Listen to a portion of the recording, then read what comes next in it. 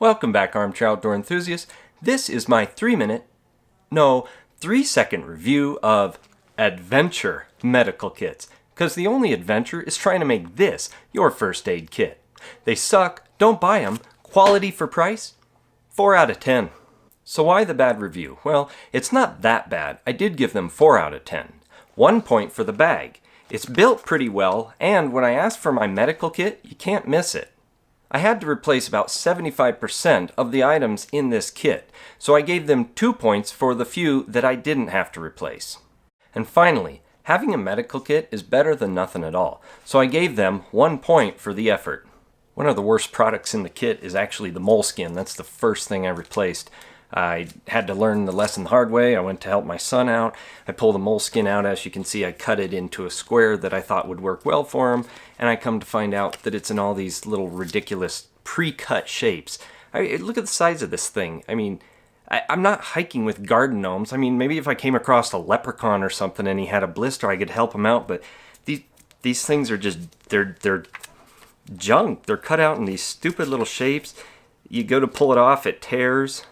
It's trash. After getting rid of the moleskin, I then got rid of all their band-aids. The band-aids are junk as well. They're not fabric band-aids. I find that your standard band-aid brand fabric band-aids stick the best. They breathe, they protect wounds the best, and their band-aids in the adventure medical kits, they're junk. They don't stick well, and they're super cheap. So I got rid of those and replaced them with the Band-Aid brand fabric band-aids. I then got rid of their rolled gauze because I use gauze pads. I have never had any purpose in a rolled gauze. If I really need something to wrap around a wound, I have shirts. I can cut them up. Not a problem there. And then their elastic bandage. I've never had a use for an elastic bandage. I have other alternatives to help with sprains or strains, stuff like that. So their elastic bandage is actually pretty cheap anyway, and I have no use for it. I also got rid of their tweezers as they're redundant. I already carry a Swiss Army knife, the little itty bitty one, and the tweezers on that have always been sufficient for what I needed.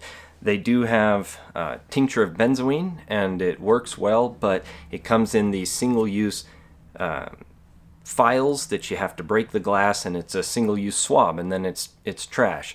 I do have them in the kit, but something that would be much better is to fill up a teeny eyedropper with tincture of benzoin, because now you have more of it and it lasts longer.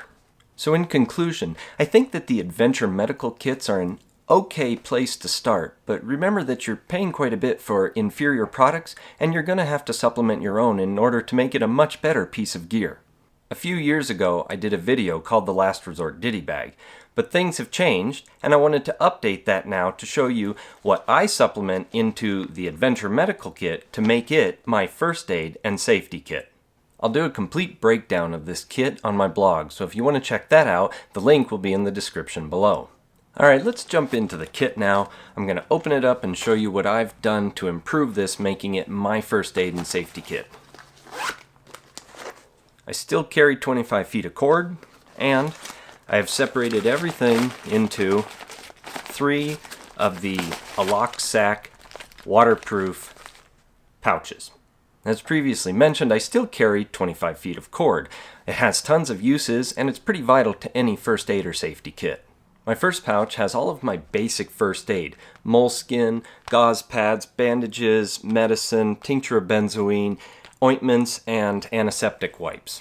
My second pouch has supplementary first aid and trail care, so I've got insect repellent, sunscreen, chapstick, eye drops, lozenges, 2 different types of tape, duct tape and athletic tape, and a little bag that has dental floss that can be used as thread, some safety pins, and tick removal tools, stuff like that.